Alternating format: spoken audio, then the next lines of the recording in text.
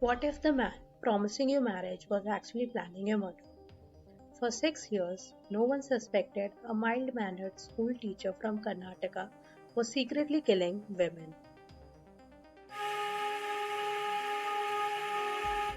Cyanide Mohan, whose real name is Mohan Kumar, is an infamous serial killer from India who created chaos in the South Indian state of Karnataka between 2003 and 2009. Before his life took a dark turn, Mohan led a regular life as a teacher in Bantwal, Dakshina Kannada district in Karnataka. Mohan's heinous crimes were characterized by a unique method, the use of cyanide to kill his victims. His targeting of vulnerable young women and subsequent manipulation using the promise of marriage led to him being notoriously referred to as Cyanide Mohan. Interestingly, it wasn't just his unique method of murder that set him apart, but also his ability to live a double life. On one hand, he maintained an image of a respectable school teacher. On the other hand, he was a cold blooded murderer who relentlessly hunted for his next victim.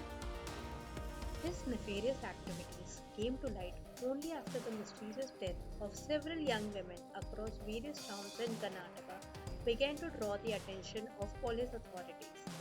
Postmortem reports revealed lethal doses of cyanide in all victims' bodies. This connection paved the way for an extensive investigation, leading to Cyanide Mohan's arrest in October 2009. This case created shockwaves not only within India but across the world due to its chilling nature and fearlessness with which Mohan executed his crimes. The cyanide murders served as a harsh reminder of humanity's darkest side and brought attention to issues surrounding safety measures for women in India. What was Cyanide Mohan's modus operandi? A seemingly ordinary school teacher, Mohan Kumar, known as Cyanide Mohan, carried out his evil activities with chilling precision. Mohan's method was as simple as it was evil. He preyed upon vulnerable women, usually from poor backgrounds or in desperate situations, promising them marriage and a better life. He would engage these women in an emotional relationship over a period of time to gain their trust. The next step in his vicious game involved convincing these unsuspecting women to elope with him, cutting off their ties with family and friends, often using a fake name and creating an imaginary world where he held a high social status. Mohan succeeded in luring these women away from their homes. Once they were completely isolated, Mohan would then convince them to wear expensive jewelry to impress his family. However, instead of buying real jewelry, he would take them to pawn shops and purchase imitation gold items. This not only saved him money but also ensured that there were no traces left behind linking him to the victims after their death. Mohan's weapon of choice was cyanide capsules, which he administered under the guise of contraceptive pills. After convincing the women to be intimate with him at lodges or secluded locations, he would hand over two capsules, advising them to take one before and one after interview to prevent pregnancy. The victims were unaware that they were consuming lethal cyanide poison that resulted in their instant deaths. Mohan would then flee the scene, leaving behind their bodies adorned with fake gold jewelries, making it appear like a case of suicide due to one sided love or failed relationships. This horrific tactic allowed Cyanide Mohan to carry on his murder spree unnoticed for many years, leaving behind a trail of death and despair. His calculated moves combined with lethal poison formed a deadly cocktail that took the lives of many innocent women.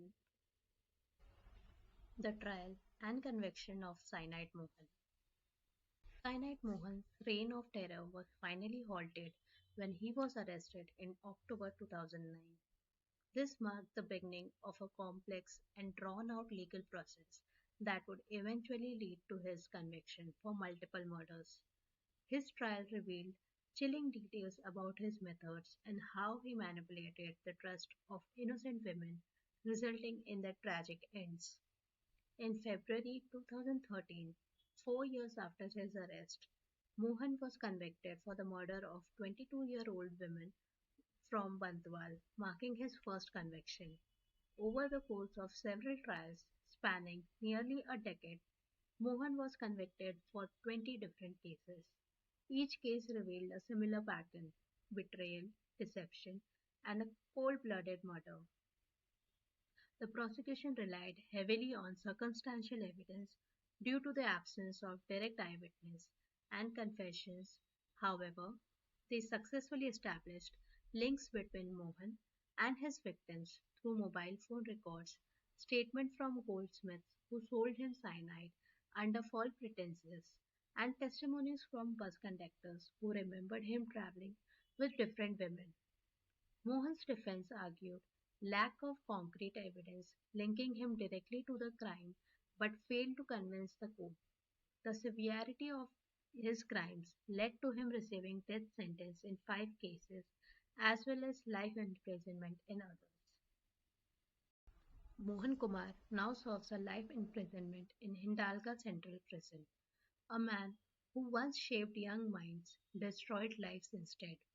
How can someone live a double life without anyone noticing?